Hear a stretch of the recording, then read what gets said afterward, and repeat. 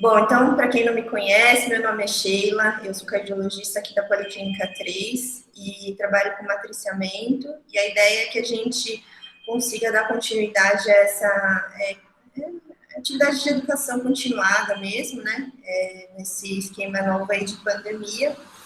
E aí o tema que eu trouxe é para discutir um pouquinho sobre teste indutor de isquemia, né, os mais conhecidos, o teste ergométrico e o ecocardiograma sobre estresse. Bom, o caso que a gente traz é de uma senhora de 67 anos, que é natural de Barretos, tá? Ela tem de fatores de risco, hipertensão, dislipidemia e uma intolerância à glicose.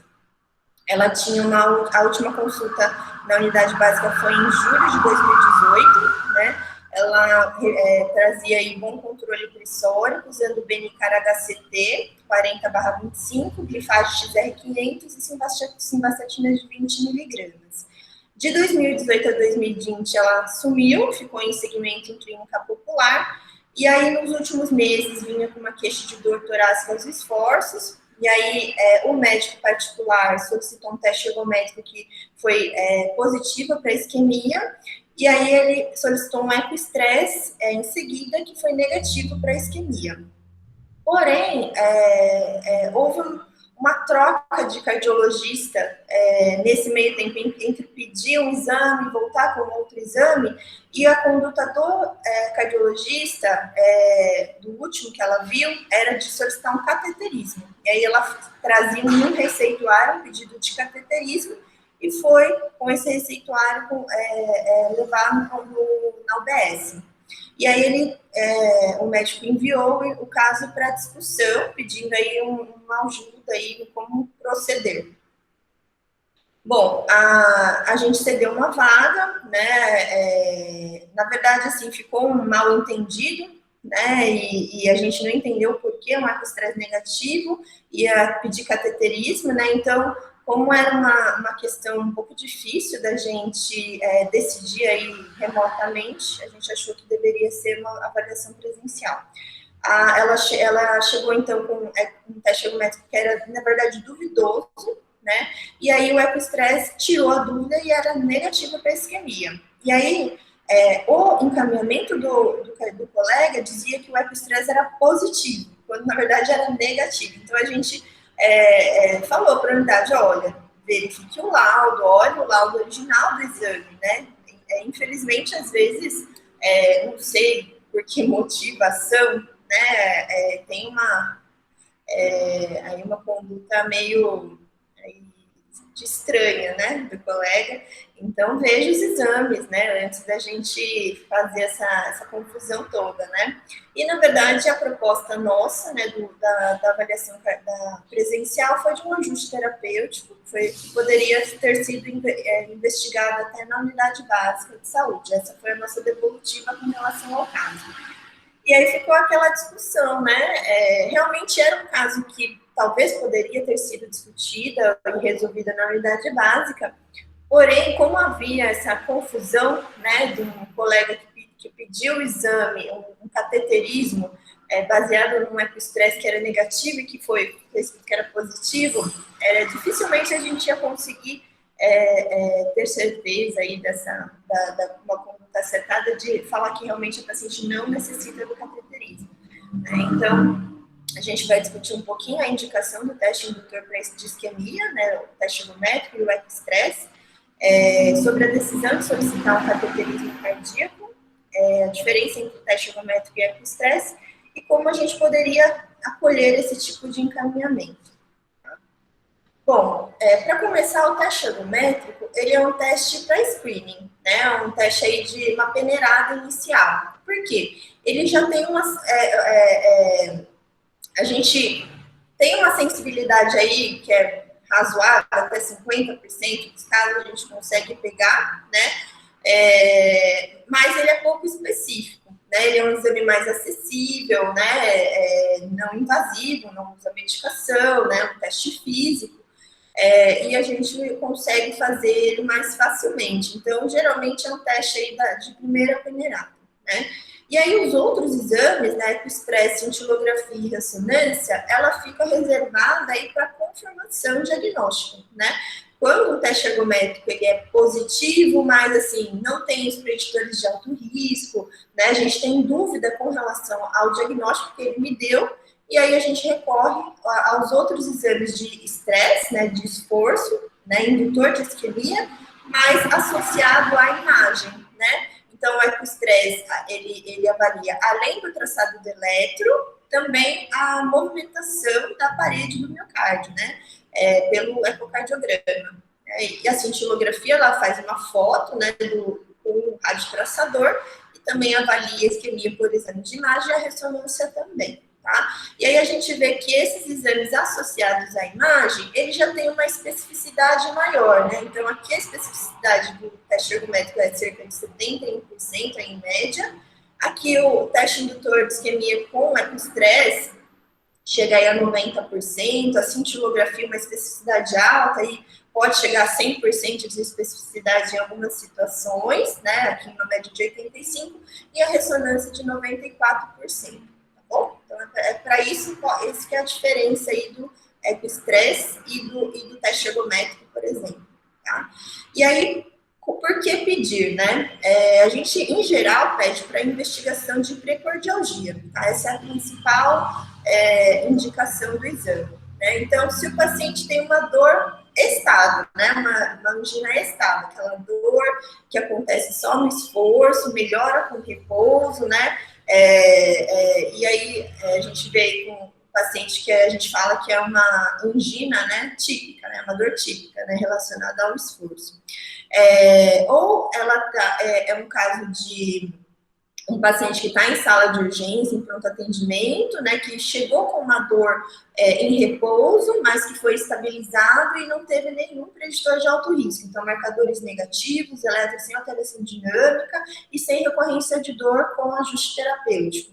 E, então, é um caso possível para teste ergométrico também. Paciente que já teve infarto do miocárdio, para estratificação de risco pós-alta, e um paciente pós-revascularização, também que eventualmente tenha tido uma revascularização incompleta, né? Então, às vezes, teve na urgência, abordou uma lesão aí mais grave, a culpada, né, que a gente fala, e aí ficou uma lesão aí moderada, residual, para a gente avaliar no segundo momento, também é um caso de investigação com o teste ergométrico, né? Então, aí a gente fala, a doença coronariana é certa? Se for certa, sim. Você precisa uma avaliação de risco, uma avaliação prognóstica? Sim. Então, você pode aí avaliar um teste ergométrico. Tem alguma contraindicação para exame de esforço? Está instável, uma dor em repouso, né? Tem algum preditor de alto risco? Então, não vá para teste ergométrico, vá para cateterismo. Você já sabe que ele tem doença arterial coronariana, tem uma contraindicação para o exame de estresse e cateterismo, né? Não tem por que fazer teste ergométrico. Agora, não tem nenhuma contraindicação para teste ergométrico. Então, os sintomas requerem uma angioplastia? Sim. Então, vai para angioplastia, ou vai para cateterismo, né? Vai para avaliação, angiografia, né? Ou coronariografia, né? Então, vai para exame diagnóstico invasivo com cateterismo, né? Se pelos sintomas ele já tem indicação de cateterismo, vá para cateterismo. Agora, não. Na verdade, os sintomas aí são moderados, né? Angina classe 2, eu quero estratificar o risco, quero saber o limiar para isquemia, eu quero saber aí a área acometida, então, se ele pode fazer exercício, né? Então, a gente vai aí para a situação de exame. Primeiro, antes disso, se ele pode se exercitar, o eletro é interpretável, não é um PRE, vai para o exame de esforço, né? Aí aqui, se o resultado, né, e depois do resultado, é um resultado de alto risco, cateterismo, não é de alto risco, então você pode investigar, né, se você ficou com dúvida depois do teste ergométrico, fazer um exame associado com imagem ou ir para o cateterismo direto, tá? E aí a situação, se o paciente não pode fazer exercício, exame com farmacológico, né, que é o estresse farmacológico, de piridamol ou dobutamina em geral, ou adenosina também é utilizada, tá? Então, você vê que, na verdade, a decisão pelo cateterismo hipotireoidismo, ele passa por aí diversas etapas aí, né? Então, você precisa primeiro, né, saber aí do quadro clínico do paciente, né? Dos antecedentes, se ele já teve aí algum evento prévio, né? Também de estratificação de risco pré-teste, né? Também é importante. A capacidade de exercício, se o paciente pode ou andar na esteira ou pedalar, né, se é o esforço em geral, pode ser em esteira ergométrica ou em bicicleta, tá? E se o eletro é interpretável, né? O eletro, ele não pode ter um bloqueio de ramo esquerdo, que para diagnóstico de isquemia, né, de doença coronariana, ele não serve. Né? O paciente com BRE não consegue, a gente não consegue diagnóstico de isquemia com eletrocardiograma só, você tem que associar o exame de imagem. Paciente com marca-passo também não é possível. Paciente que já tem um infradesnivelamento do segmento ST acima de 1 milímetro, também no eletro de repouso, também não é possível, que está escrito aqui, ó. Tá? O interpretável não pode ter pré-excitação, Wolff, né? Então, por isso que a gente sempre pede para que o eletro seja enviado para a gente discutir se o paciente pode fazer teste ergométrico, se o teste ergométrico vai me ajudar, e as informações de dados clínicos aí para a decisão de pedir teste ergométrico ou não, tá? Então, assim, não é à toa que a gente pede todas as informações que a gente pede, tá bom? E aí, o que a gente vê durante o exercício, né? Existem alguns achados, né, com o esforço, né, e a gente observa a monitorização contínua do paciente, né, está andando na esteira, vai incrementando a carga, né, durante o protocolo aí de esforço, e aí a gente vai observando alterações da repolarização ventricular, que é o equivalente ao segmento ST, né? Então, a gente tem algumas alterações que são certas de isquemia e tem algumas alterações que são possíveis de isquemia, né? Então, um exemplo aqui, né, esse infradesnivelamento com padrão ascendente, né, alguns laudam já como positivo, né, alguns laudam como sugestivo de isquemia. Então, às vezes pode ser um falso positivo, né, e aí a gente fica na dúvida e tem que progredir para um outro exame associado à imagem, né. Quando você tem um infradesnivelamento retificado, né, ou descendente, esses são os padrões aí que a gente fala que são mais sugestivos, menos inequívocos, né, para diagnóstico de doença coronariana, tá? Então, é só um exemplo aí do que a gente observa, né, não é mágica, não, né? Existem protocolos e critérios aí bem estabelecidos para falar que é positivo ou não e para quando é duvidoso, tá? Que é esse caso aí do infra-ascendente, padrão ascendente. Por diretriz, isso é a diretriz brasileira, já é um pouco antiga, já 10 anos de diretriz, se não me engano está perto aí de sair uma nova diretriz de ergometria, mas a princípio as indicações classe 1 para teste ergométrico quando se trata de diagnóstico de doença coronariana, né? Quando você tem uma probabilidade pré-teste intermediária, e aí considerando a idade, sexo, sintomas e achados do eletrocardiograma. Pacientes, então, que chegou em síndrome coronariana de baixo risco, marcadores negativos, que você quer saber se ele é um paciente que merece uma estratificação invasiva, você pode pôr ele na esteira, né, não pronto-socorro mesmo, dentro do hospital antes da alta, né. Diagnóstico diferencial de dor precordial, então, como uma dor possivelmente anginosa, você pode fazer o teste ergométrico. Na síndrome coronariana de alto risco, o paciente infartou, coexistente, você quer saber se ele pode ir para um programa de reabilitação, por exemplo, você pode pôr ele na esteira, um protocolo específico para isso, tá? Um protocolo mais leve, e basicamente por orientações de atividades diárias, tá? E avaliação também de um paciente com DAC estável, então o paciente tem um stent aí de longa data, às vezes mais de 6 meses de stent, existe a possibilidade de ele evoluir com reestenose intristente, então a gente pode indicar uma avaliação aí mais ou menos de rotina desse paciente com o teste ergométrico, isso aí condutas variáveis, né? Alguns acham que, na verdade, o que é melhor é que o paciente seja ativo, que ele tenha uma rotina aí de atividade física para monitorização dos sintomas, mas junto disso fazer um teste aí um pouquinho mais rigoroso, né, para a gente fazer um diagnóstico mais precoce de lesões aí moderadas a importantes e aí intervir antes que elas fiquem graves, Pacientes assintomáticos com história familiar de DAC precoce ou morte súbita também podem ser submetidos a essa investigação de isquemia, né? Também com meio duvidoso, mas ainda é classe 1 aqui na indicação. Pacientes de alto risco cardiovascular, pelo score de Framingham, e avaliação pré-operatória, né? Um paciente que já tem antecedente de DAC, uma cirurgia de risco intermediário alto, pode fazer uma avaliação pré-operatória com teste ergométrico. E pacientes hipertensos com mais de um fator de risco também está na diretriz como classe 1, tá? Classe 3, né? O que é isso? Pacientes que não podem realizar teste ergométrico.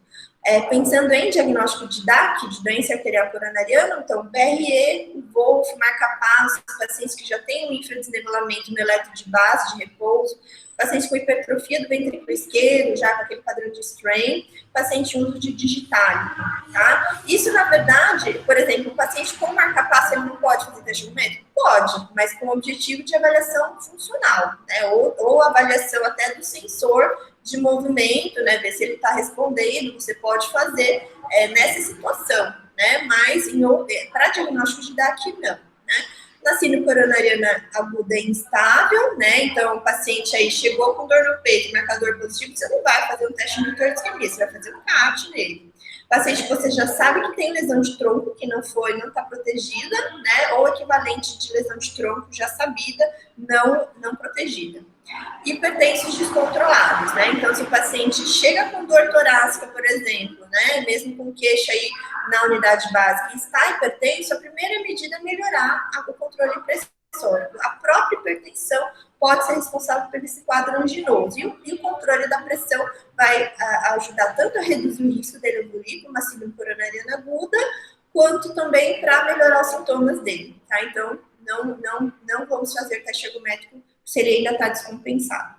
Então, assim, o paciente chega com uma dor totalmente atípica, né? Jovem, 4% de probabilidade de doença arterial coronariana. Então, grande chance, às vezes, da gente pegar um falso positivo, né? Agora, quando você pega esse mesmo homem de 30, 39 anos com uma dor típica, já a probabilidade de doença arterial coronariana aumenta aí significativamente, para 26%. E mesmo a gente pensando no sexo feminino, que às vezes a gente acha, né, que na verdade quem tem mais doença do coração é só homem, né? A mulher também. Então, se você vê uma dor não anginosa, é uma dor muscular, nada, você vai fazer um teste ergométrico nela, 2% de probabilidade de você fazer diagnóstico de DAC. Ainda assim, não é zero, né? Mas aí, se você já pega uma dor típica, a chance de ter aí doença arterial coronariana já sobe aí para 26%, tá? Para vocês verem também a questão da idade, né? Então, se você está falando aí de um homem de 60, 70 anos, mesmo uma dor não anginosa ou atípica, né? Ela pode ser aí associada à doença arterial coronariana, tá? Então, aí, olha, para paciente com angina atípica, né? Uma dor que você não consegue dizer que é angina. E aí, na faixa de 60, 70 anos, ainda 72% aí de probabilidade de você fazer um diagnóstico de doença arterial coronariana. E não é pela dor, necessariamente, né? Porque ele já tem os fatores de risco dele, né? O sexo masculino e a idade já são fatores de risco já para ele ter doença arterial coronariana, tá?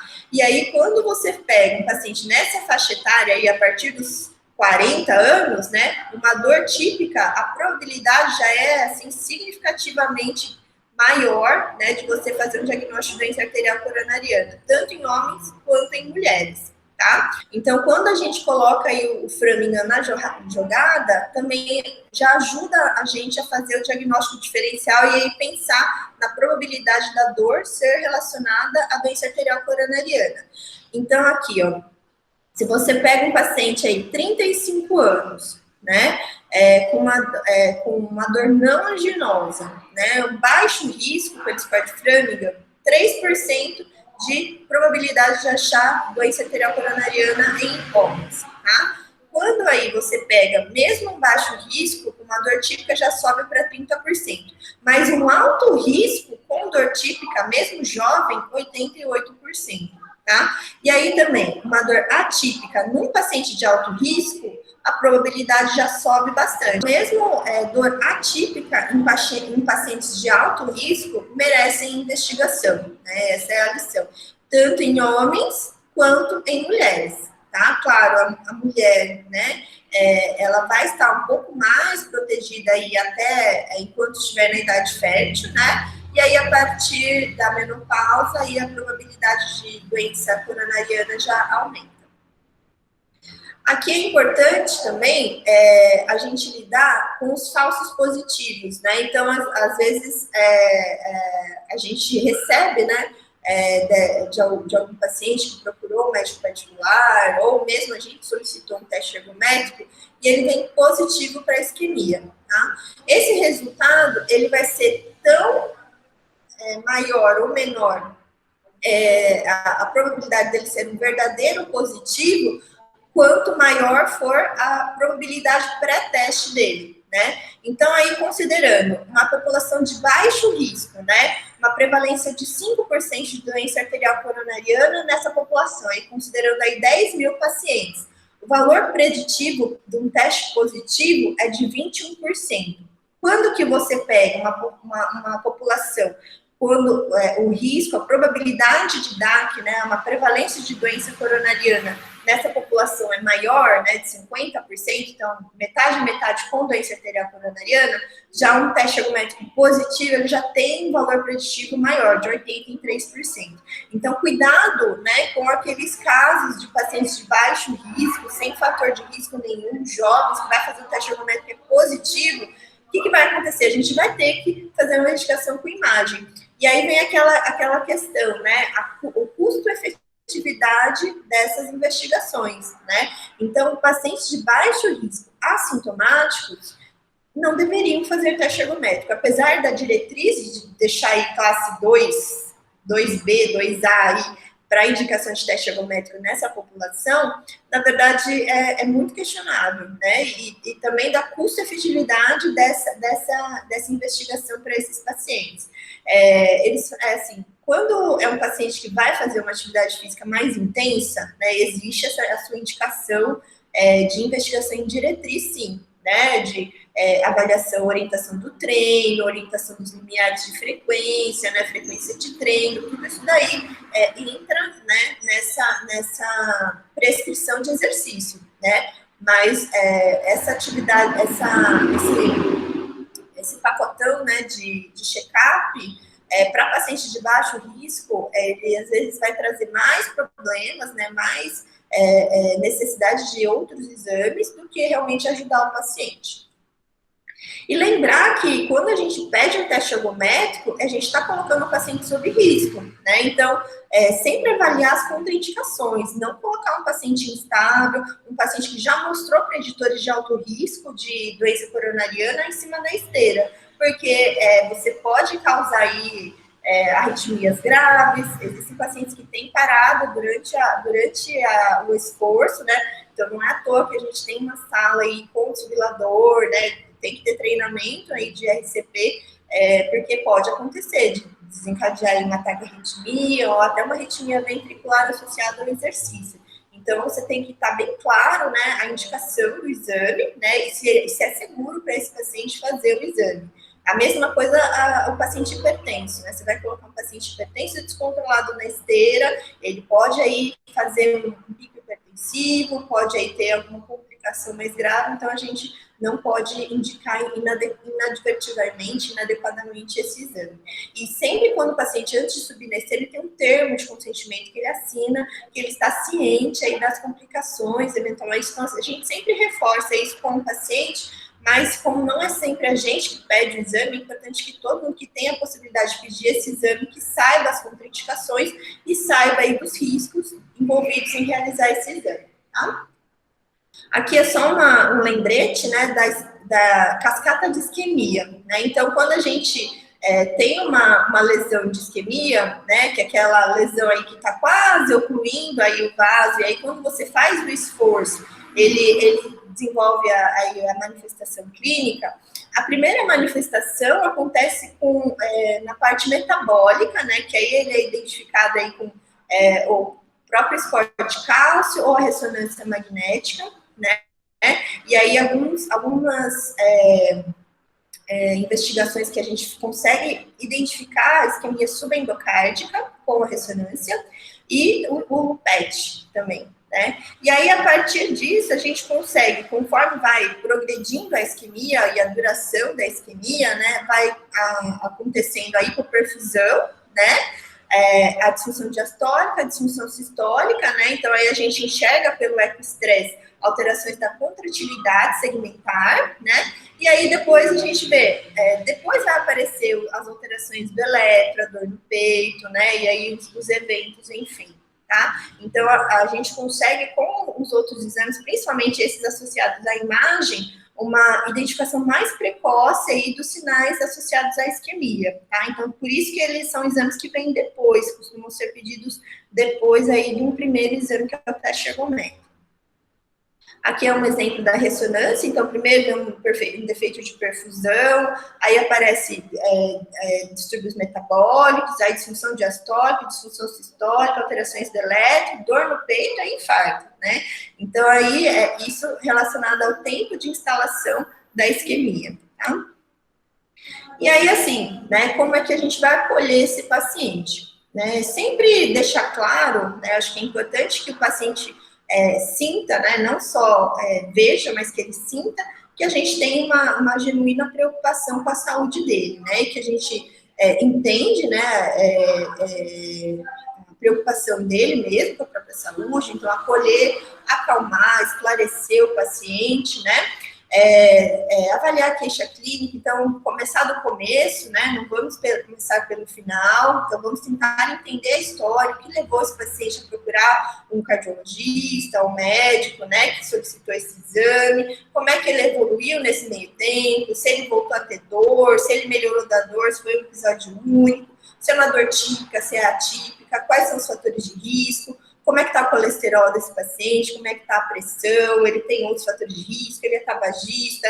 Então, fazer uma avaliação clínica completa desde o começo desse paciente, principalmente entendendo o momento que ele está passando, o que motivou ele a procurar ajuda nessa investigação, né? E aí a gente vai, diante disso, né, considerando a nossa avaliação clínica, né, o que a gente avaliou, se vale a pena ele usar essa estatina, que são medicações que reduzem o risco, né, desse paciente de alto risco para doença coronariana de evoluir para eventos, né? Começar uma conversa sobre estilo de vida, né? Então, é um paciente que é tabagista, né? E que está preocupado que está tendo dor no peito, então às vezes ele não fez esse link, né? Então, aproveitar esse momento, às vezes ele não está pronto ainda para parar de fumar, mas é um momento da gente começar aí a colocar ideias na mente dele, na cabeça dele, né? Olha, o cigarro, né? Vamos começar a pensar, parar de fumar, né? Esclarecer, acalmar, acolher, não julgar o paciente, né? Que ele ficou 2 anos sem vir, agora aparece com esse pedido de cateterismo, né? Então, não julgar, agir com ética, né? Então, apesar do médico aí ter feito, né, uma atrapalhada, a gente não entende o que aconteceu, né? Às vezes teve essa troca do médico, e aí levou outro exame, ficou com a história pela metade, avaliou muito rápido, né? Então, a gente não sabe o que levou aí a essa avaliação equivocada, né? Mas sempre agir com ética e sem desmerecer o profissional que fez o atendimento, sem criar confusão aí na cabeça do paciente. Sempre poder contar com matriciamento, né? Então, é um caso... a gente geralmente responde e-mails aí poucos dias, às vezes no mesmo dia, às vezes com poucos minutos, dependendo se a gente já está na frente do computador. E se for um caso aí mais preocupante, pedir aí ajuda ao distrito, né? Se for necessidade de uma vaga urgente, né? Que não der para esperar o matriciamento, conversar com o distrito, tá bom? Só lembrando aí, o e-mail do matriciamento vai mudar, tá? policlinica3.matriciamento.cardiologia@campinas.sp.gov.br e o Gmail vai ser desativado para discussões de casos, tá bom? Acho que é isso.